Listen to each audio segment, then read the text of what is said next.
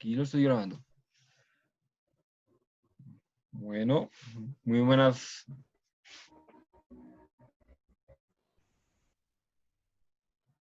Bueno, muy buenas noches. Yo soy Rafael García Cifuentes, médico general y egresado de la Fundación Universitaria Juan N. Corpas en el año 2012, estudiante de maestría en el área de salud pública de la Fundación Universitaria del Área Andina.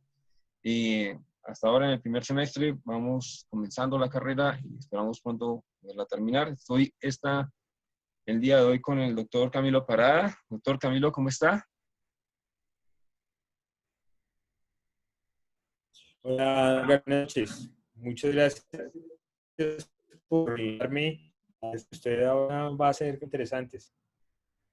No, es un placer tenerlo en esta reunión, Doc. La idea es que usted nos cuente un poco de su trayectoria, Doc. ¿Dónde es médico? ¿De dónde? ¿Qué especialidad tiene? Cuéntele a la gente, Doc. Creo que sí, gracias. Yo soy médico javeriano, egresado en 1990 y pico. Posteriormente hice ortopedia y traumatología también en la Universidad Javeriana, egresado de la especialidad en el 2002 y posteriormente hice un año de cirugía de rodilla y artroscopia en la Fundación Santa Fe. En la Santa Fe. Luego me fui 6 meses, unos articulares de rodilla. La cirugía de rodilla la hice en la Fundación Santa Fe y luego hice un fellowship en reemplazos articulares de rodilla. Y desde que regresé, pues estoy vinculado al tema de cirugía de rodilla. Ya llevo más o menos unos 18 años trabajando en la clínica de Marlí y desde hace más o menos unos 10 años soy instructor de cirugía de rodilla en el Hospital Militar Central acá en Bogotá. En el militar, interesante, Doc.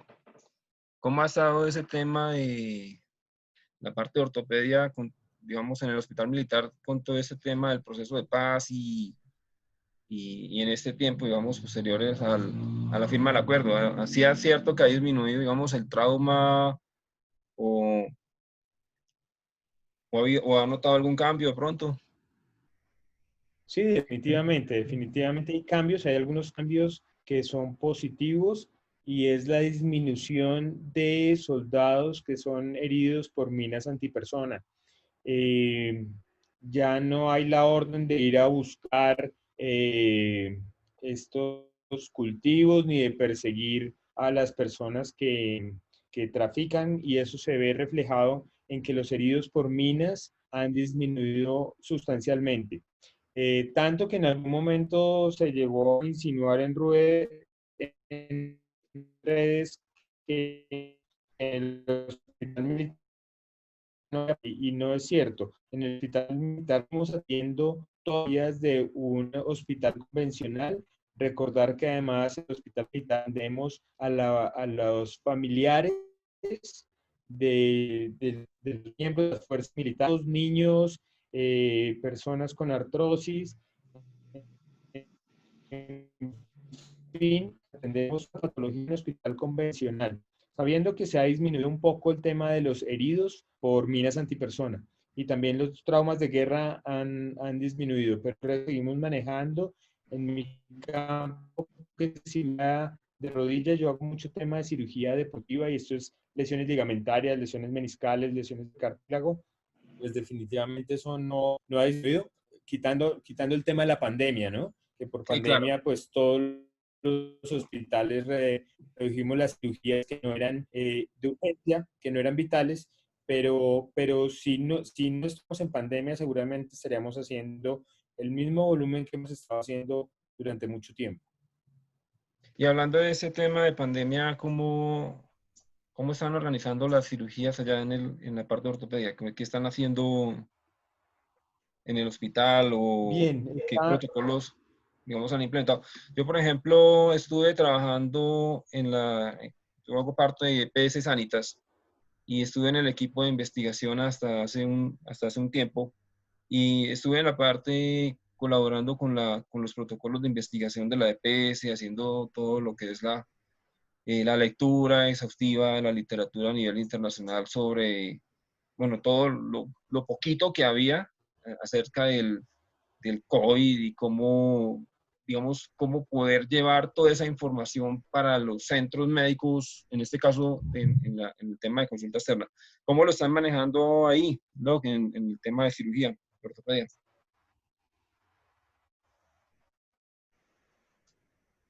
Claro que sí, el COVID es un tema que igual seguimos aprendiendo, seguimos viendo cada día cómo se debe manejar, cómo se debe tratar, y lo que ha hecho el Hospital Militar y en general todas las instituciones, tomar unas medidas que pueden parecer en principio exageradas. Por eso yo le digo a los pacientes que podemos ir con alguna confianza a cirugía, porque en este momento ya estamos tratando de retomar la cirugía ambulatoria convencional, ya estamos ampliando las indicaciones de los pacientes que podemos llevar a cirugía. Por ponerle un ejemplo, los pacientes que eran mayores de 60 años o que tenían algunas comorbilidades, hasta la semana pasada los teníamos limitados, pero en este momento ya estamos comenzando a operar este tipo de pacientes también. Y es porque las medidas que hemos tomado, que si bien han sido radicales, pues nos ha permitido estar con movilidad para poderle ofrecer ya este tipo de cirugías a estos pacientes que llevan esperándolas ya 6 meses y que se han frenado y que de alguna forma pues también siguen afectando la calidad de vida de los pacientes. Claro, ¿no? Teniendo en cuenta de que esto prácticamente nos cambió la vida a todos, ¿no? Desde el personal de salud hasta el... Definitivamente. La verdad es algo que, digamos, se nos sale, digamos, de las manos. Era algo que no esperábamos, pero que nos ha hecho un cambio y que nos toca tener un poquito de, como de paciencia digamos, en tratar de volver a esa casi vida normal que teníamos antes de la pandemia, ¿no? Entonces, eh, Doc, pues el tema a tratar el día de hoy es osteoartrosis degenerativa, Doc. Eh, ¿Qué nos puede usted contar de esta enfermedad? ¿Cuáles son los signos, los síntomas, el diagnóstico? ¿Qué puede hacer una persona de pronto desde su casa? ¿Qué tratamientos disponibles hay? Desde su experiencia, cómo lo podemos abordar, Doc? Perfecto, doctor García, y nuevamente agradeciéndole la invitación a hablar de un tema que me apasiona, que manejo mucho, que todos los días estamos conociendo cada vez nuevas cosas y nuevas formas de tratamiento.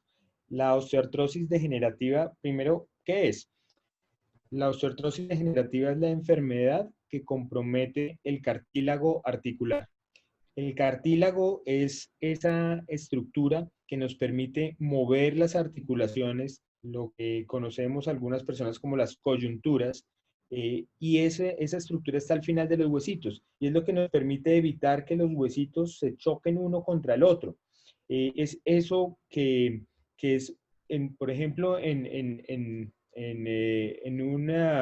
un pollo, que es uno de los huesitos que uno tiene para mirar, es la estructura más blanda al final del hueso.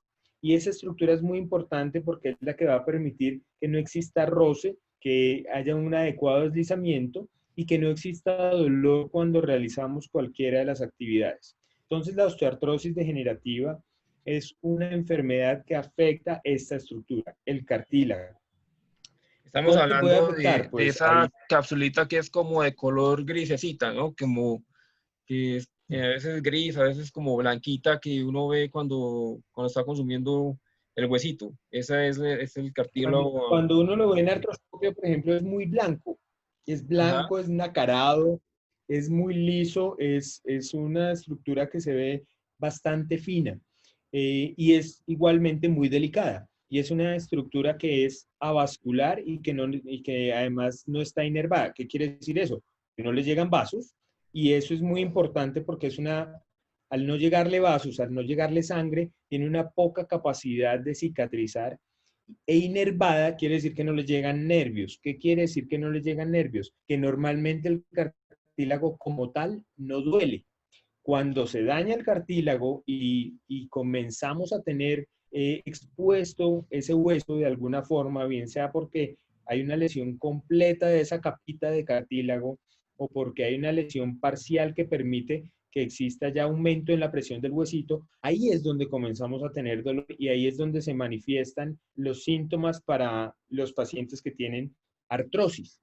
Y es importante distinguirla porque habíamos visto muchas preguntas en el chat y en Twitter y en las redes que querían saber si esto era lo mismo que la osteoporosis y no tiene relación con la osteoporosis. La osteoporosis es una parte del metabolismo del hueso como tal, no tiene nada que ver con la parte articular y la osteoporosis y la osteoartrosis, discúlpeme, es el daño de la superficie articular, específicamente el cartílago. ¿Cuál es la única relación que puede haber entre los dos? Que a mayor edad es mucho más posible que uno presente osteoartrosis y osteoporosis, pero no tienen relación y el tratamiento y el enfoque completamente diferente uno del otro.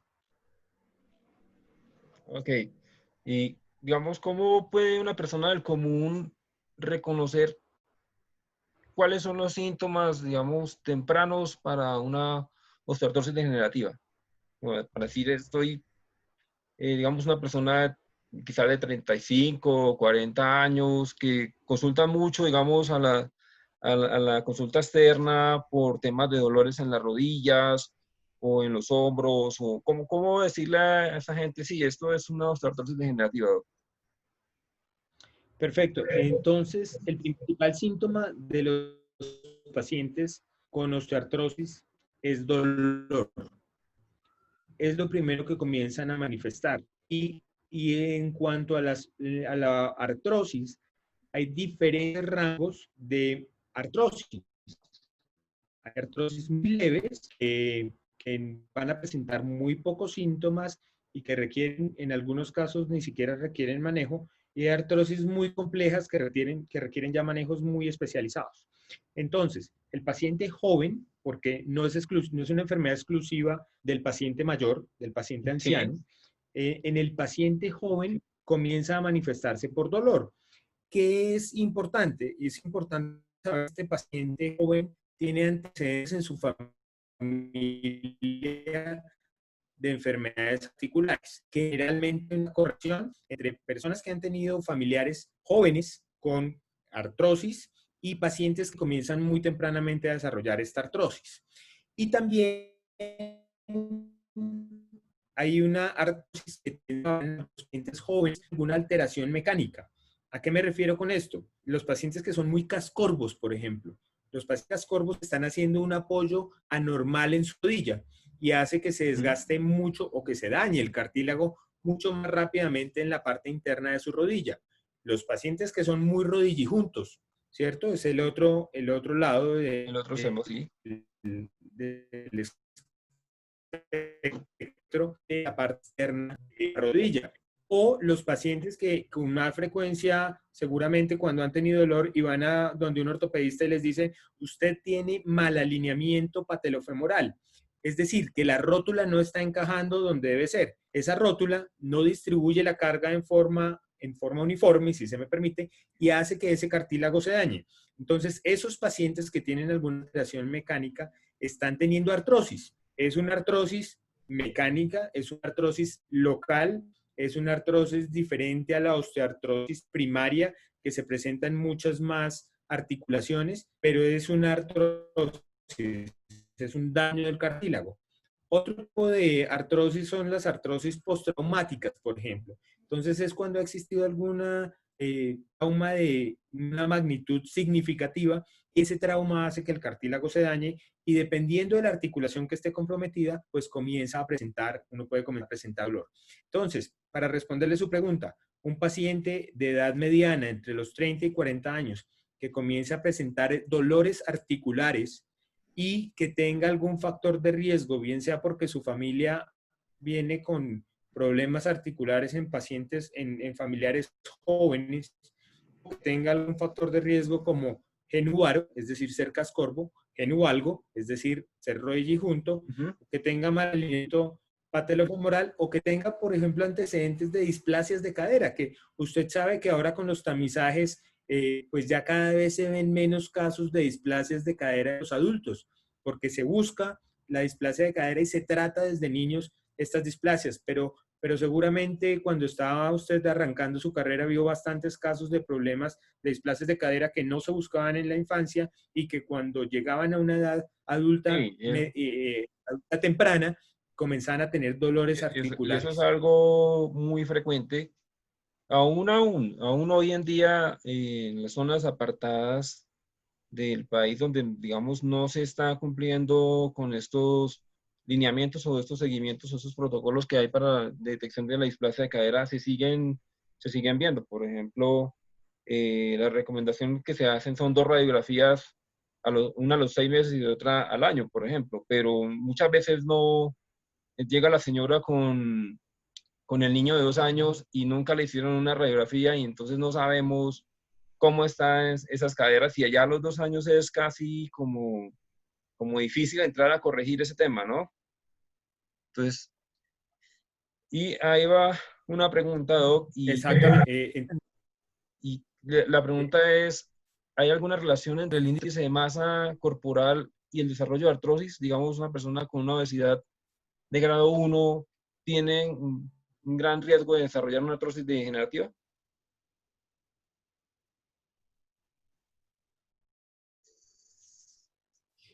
Sí, la pregunta es muy importante, doctor García, y es porque definitivamente la obesidad tiene una relación directa con la artrosis, especialmente las articulaciones de carga. ¿Qué quiere decir una articulación de carga? La articulación de carga es el tobillo, la articulación de carga es la rodilla, la cadera y la columna. Ujú. Entonces, en la medida en que estas articulaciones tengan que trabajar con mayor peso, que es el índice de masa corporal, pues esas son articulaciones que están en riesgo de desarrollar artrosis. En general, se va a manifestar mucho más fácilmente en las articulaciones que son de carga, pero puede presentarse en otras articulaciones también. Y pues ya los síntomas, que generalmente, como le explico, es dolor, pues los síntomas pueden cambiar un poquito. En estas articulaciones que no son de carga, generalmente no se acompañan de tanta inflamación, no se acompañan de traquidos o bloqueos articulares, sino que se tema mucho más al tema del dolor. Ok. Doc, ¿cuál es el tratamiento que puede hacer una persona en su casa para este tema de osteoartrosis degenerativa? ¿Qué pueden hacer ellos que, digamos, no tenga que llegar a recurrir a tratamientos avanzados como la cirugía? ¿Qué pueden hacer para prevenir, digamos, en cierta manera, esa evolución del cuadro? Bien, la forma de prevenir que uno vaya a desarrollar artrosis es básicamente evitando aumentar de peso, evitando traumas importantes en las articulaciones, especialmente con actividades para las que uno no esté preparado. Y con esto me refiero con algunas actividades de alto impacto, generalmente deportivas, en las que uno no tiene una preparación adecuada. Entonces, ¿qué puede uno hacer para evitar la osteoartrosis? Evitar subirse de peso. ¿Qué otra cosa puede uno hacer para evitar la osteoartrosis? Tener un adecuado tono muscular. Eso es una de las características que favorecen la protección de las articulaciones. Tener una actividad física frecuente y regular y bien dirigida es muy importante porque permite que las articulaciones, al estar protegidas por la masa muscular, los músculos alrededor de las articulaciones son unos estabilizadores secundarios muy importantes y de esta forma protegen las articulaciones a evitar el subsecuente desarrollo de la artrosis. Y de la misma forma, hacer estiramientos musculares y de las articulaciones también disminuye el riesgo de osteoartrosis. Y yo posiblemente le voy a poner muchos ejemplos de la rodilla, que es el tema en el que yo conozco. Y es que, por ejemplo, cuando uno hace estiramiento de los músculos de la parte posterior del muslo, se llaman isquiotibiales, uno le quita carga a la articulación patelofemoral. Entonces, todo este tipo de estrategias hacen que uno finalmente disminuya el riesgo de artrosis. ¿Qué otra cosa puede ser? A uno le han hablado de muchos alimentos que pueden disminuir el riesgo de osteoartrosis, y en realidad es tener una alimentación balanceada para evitar el sobrepeso, pero que haya alimentos específicos o incluso medicinas específicas que reparen el cartílago, eso todavía no está demostrado, eso no hemos llegado a ese punto. Otro tema importantísimo para evitar artrosis, específicamente en la rodilla, es evitar los terrenos irregulares. Entonces, si uno quiere hacer alguna actividad deportiva, por ejemplo, trotar, debería hacerlo en terrenos planos, idealmente en una pista atlética.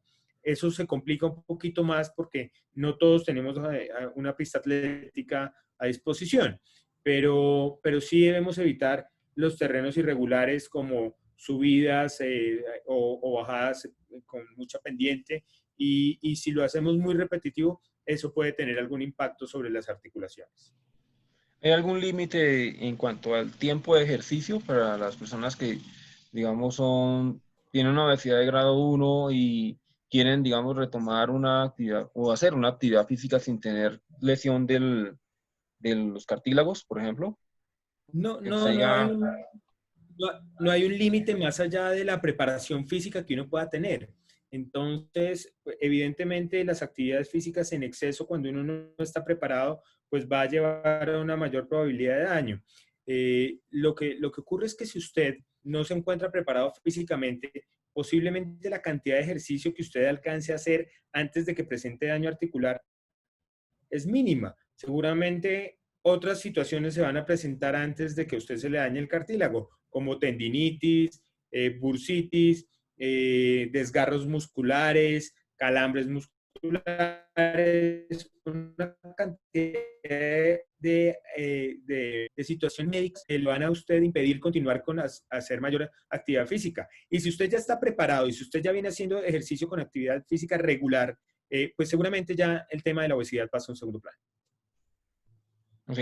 Doc, ¿usted qué opina del uso de condroitin sulfato en el tratamiento o sea, es algo que se ve mucho en la consulta externa dado por médicos para el tema de regeneración del cartílago? ¿Usted lo aconseja, no lo aconseja?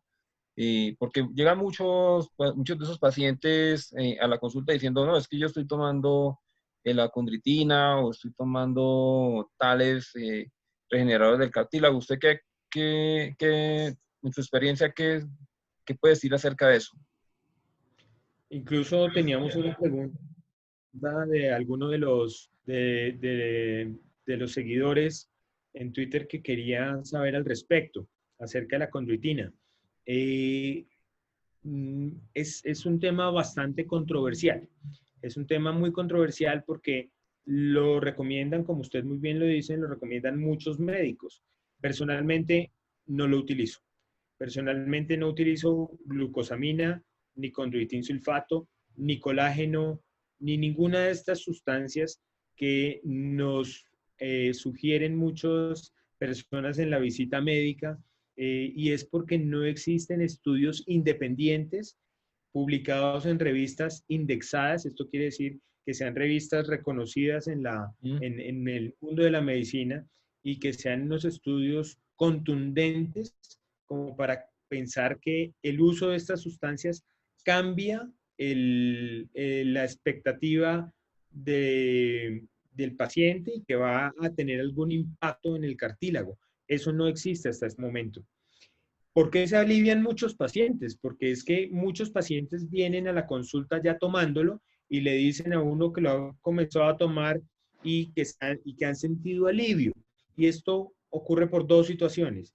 Una, porque la osteoartrosis no es una enfermedad que una vez comience a doler va a estar doliendo permanentemente.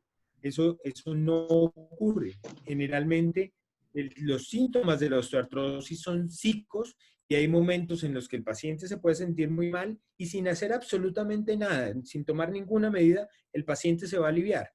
Y dos, porque estas sustancias pueden funcionar como funcionan muchos otros medicamentos, disminuyendo la inflamación, cambiando un poquito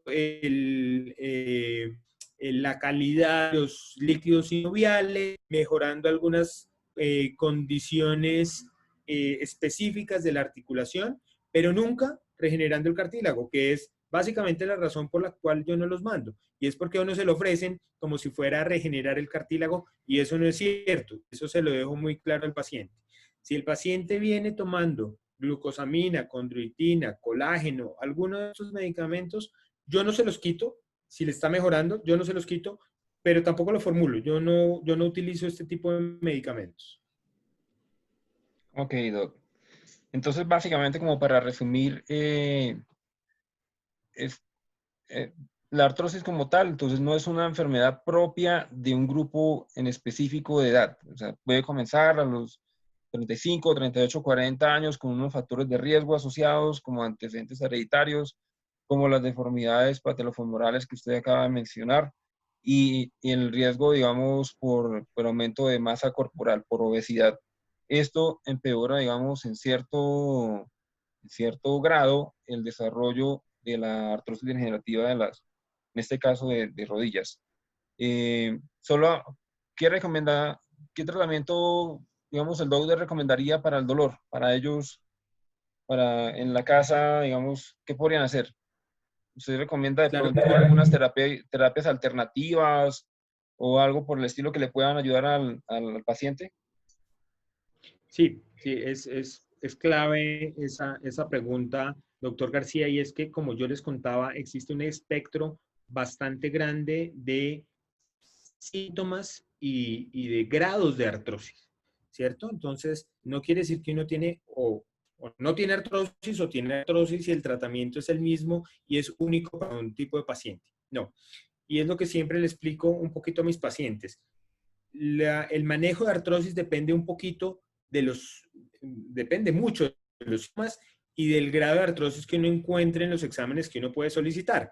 Radiografías, resonancias magnéticas, tomografías axiales, gammagrafías en algunos casos. Entonces, tenemos algunos casos de artrosis muy leves en los que no tenemos que hacer absolutamente nada y el paciente no va a tener dolor. En esos casos, lo único es tratar de identificar si hay algo que el paciente esté realizando o si hay algún factor de riesgo como para que esa artrosis vaya a empeorar en el futuro. Segundo, están los pacientes que están sintomáticos y que sí necesitan hacer algo adicional. En esos pacientes hay que identificar qué vienen haciendo con regularidad y cambiar algunos hábitos en su día a día. Específicamente, subir y bajar de escaleras, específicamente intentar disminuir su peso, específicamente si vienen, por ejemplo, le gusta todos los domingos subir a Monserrate. Ese tipo de cosas hay que cambiarlas en ese paciente y procurar que busque otro tipo de actividad. O decirle a ese paciente que comience a realizar un poquito más de actividad física para mejorar su masa muscular. Siguiente paso, es el paciente que a pesar de modificar sus actividades del día a día persiste con dolor. Ahí podemos pensar en hacer algo de terapia física. Ahí podemos pensar en utilizar algunos medicamentos para el dolor. Entonces, aquí tienen lugar antiinflamatorios si los usamos por tiempos muy cortos y que se deben usar bajo prescripción médica porque tenemos que ver que estos pacientes no tengan ninguna contraindicación para su uso.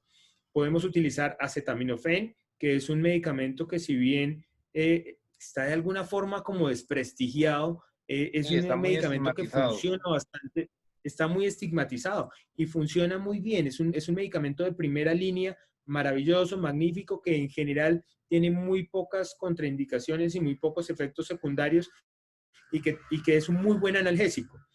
Bueno, una vez hemos pasado esa etapa, podemos pasar a otras etapas, a otro tipo de manejos en los que ya hemos agotado la fisioterapia, los medicamentos de primera línea y podemos ver si algunas infiltraciones pueden ser efectivas en los pacientes. Entonces, básicamente hay dos tipos de infiltraciones, unas en las que uno busca disminuir el dolor y disminuir la inflamación intraarticular, que se hace básicamente con algunos corticoides y con anestésicos locales, y otro tipo de infiltración que es algunas aplicaciones en algunos casos, ácido hialurónico, que nos permite intentar hacer un recambio del líquido sinovial que está inflamado, que no es un buen lubricante en este caso, y que ese medicamento que estamos tratando de utilizar nos permite volver a recuperar esa lubricación de ese paciente en la parte articular. Quiero hacer como Y un paréntesis ahí y es como dejar claro que el líquido sinovial sería como un líquido que funciona como una especie de amortiguador, como el amortiguador de los vehículos, que es el sí, que es un permite que no... aceite, es un aceite y es un aceite que nos permite lubricar ese cartílago, que disminuye la fricción de ese cartílago y en ese orden de ideas mm, alimenta el cartílago y disminuye la posibilidad de que se vaya dañando. Eh, Siguiendo con temas que se pueden infiltrar, hay algo de evidencia científica, hay algo de lo que se publica en la literatura acerca de una cosa que se llama plasma rico en plaquetas, y es un ultrafiltrado de sangre. Uno toma muestras de sangre, se lleva un ultrafiltrado y se puede aplicar en algunos casos. La literatura está mostrando cada vez un poco más de resultados acerca de este tipo de tratamientos. De pronto uno quisiera que fuera de grupos más independientes, es decir, que no tuvieran ningún interés económico en el tema de este Claro, tipo porque genera un gran de sesgo. Es tratamientos, lo que nosotros porque decimos en la podría llegar a investigación. generar, exactamente, podría llegar a generar algo de sesgo, pero podría estar dentro del manejo del paciente con artrosis, que el objetivo finalmente es que no tenga dolor. Ese es el objetivo, que no tenga dolor y que tenga una adecuada función. Entonces, si lo logramos cumplir con alguna de estas cosas, tratando de evitar lo que viene más acá en esta parte del espectro, que es más invasivo, pues estamos bien. Estamos bien desde que lo que hagamos en esta parte no tenga riesgo para el paciente y no comprometa lo que vamos a hacer en esta otra parte, ¿cierto? Que no nos cambien las cosas. Entonces, el plasma rico en plaquetas podría llegar a ser una opción, e igualmente está en investigación el tema de las células madre. Hay algunos estudios que vienen mostrando que sí puede estar funcionando. Hay otros que demuestran que no es tan claro ese beneficio que uno puede tener ni con el plasma rico en plaquetas ni con las células madre. Y ahí es muy importante que el paciente tenga una conversación muy clara con su médico, porque infortunadamente se puede prestar para manejos que no tienen una adecuada evidencia y que de pronto lo que buscan es beneficio económico para un tercero. Entonces, todavía no hay unos resultados contundentes con este tipo de manejo. El resto de manejos no van a curar los artrosis, pero van a manejar los síntomas, y eso es lo que estamos buscando hasta este momento. ¿Qué sigue en ese espectro de manejo? Ya hemos pasado por no hacer nada, por modificar algunas actividades del día a día del paciente, por tomar medicamentos tipo acetaminofén o tipo antiinflamatorios. Incluso habría una ventanita para estos medicamentos tipo colágeno, glucosamina, condroitina, y es en los pacientes que por algún motivo no pueden ser llevados a una cirugía, bien sea por la edad, por la pandemia, por comorbilidades, por una cantidad de razones que uno no puede conocer o que cada uno tiene individualmente. Y en ese caso, si es una paciente con muchos problemas del corazón y tiene 90 años y queremos buscar una cosa, pues si uno le da un tratamiento con glucosamina, condroitina, sulfato de magnesio, colágeno y todos estos medicamentos durante un tiempo y le puede aliviar un poquito, pues tampoco estamos haciendo ningún daño, ¿cierto? Ujú. Entonces hemos pasado por todo ese espectro, y luego de pensar en las infiltraciones, que ya es algo un poco más invasivo, ya vienen algunos tratamientos quirúrgicos. Y en eso está básicamente la artroscopia, donde tiene utilidad especialmente en los pacientes que, además de presentar dolor y que todavía tengamos algo de espacio articular, presentan síntomas mecánicos. ¿Qué son esos síntomas mecánicos? Que la rodilla se traba o que las articulaciones se traban y que hay algún fragmento libre que está ocasionando que esa rodilla se trabe o que suene y que le ocasiona mucho dolor. Esos pacientes se pueden beneficiar de unas cirugías que se llaman limpiezas articulares. Entonces, podría estar dentro de parte del espectro. O en algunos otros casos, como en la cadera y como en la rodilla se hacen algunas cirugías que se llaman osteotomías. ¿Qué buscan las osteotomías? Cambiar los ejes, cubrir zonas, por ejemplo, en la cadera, que todavía tienen buen cartílago, poner ese buen cartílago a funcionar, y lo que buscan es que nos ganemos unos años antes de pensar en los reemplazos articulares. Y el manejo final de la osteoartrosis es con los reemplazos articulares, bien sea de hombro, bien sea de codo, bien sea de cadera, de rodilla, de tobillo. Los articulares tenemos a disposición, y algunos de algunas articulaciones más pequeñas como las metacarpofalángicas o algunas articulaciones del pie. Esos reemplazos articulares pueden ser parciales o pueden ser totales, pero es el espectro final del manejo de la osteoartrosis. Entonces, el rango para manejar la osteoartrosis es muy grande Es y bastante depende, amplio. bastante amplio, y depende principalmente del síntoma del paciente. Y principalmente también de que el paciente asuma su propia responsabilidad de estar comprometido en tratarse de manera adecuada y que no deje progresar la enfermedad, como bien lo decía el doctor, la idea es que no deje progresarla, no tengamos que llegar, digamos, al reemplazo total de cadera, sino que cambiando los hábitos de vida, haciendo las modificaciones en el tema de ejercicio y todas estas cosas, podamos mejorar la calidad de vida de los pacientes. Em, De acuerdo. Listo, Doc, eso es todo. Muchas gracias por su espacio, por No, su tiempo. García, Espero poder contar con el doctor para más temas de salud en la parte de ortopedia. Y es un placer poder haberlo tenido aquí conmigo. Muchas gracias, doctor. muchísimas gracias. Creo que ha sido pues muy útil, y ojalá no se nos haya quedado dentro del tintero ninguna de las preguntas que nos tenían los pacientes que estaban esperando esta conversación. Muchísimas gracias por haberme invitado, doctor García. Muchas gracias, doc. Que pase buena noche. Hasta luego. Igualmente. Gracias.